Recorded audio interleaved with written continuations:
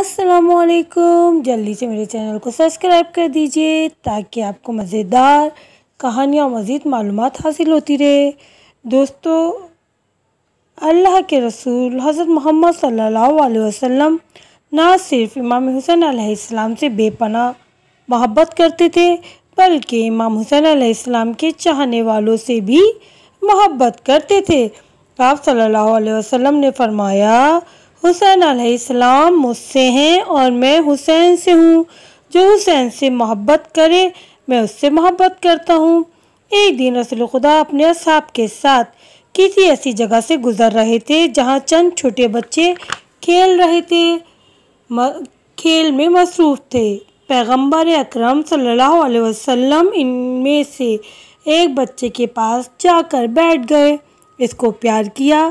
کسی صحابی نے آپ صلی اللہ علیہ وسلم سے اس خاص بچے کو پیار کرنے کی وجہ پوچھی تو حضور صلی اللہ علیہ وسلم نے فرمایا، میں نے ایک دن اس بچے کو دیکھا کہ یہ حسین علیہ السلام کے ساتھ کھیل رہا تھا اور اس نے حسین علیہ السلام کے قدموں کی خاک کو اٹھا کر اپنے چہرے پر مل لیا تھا۔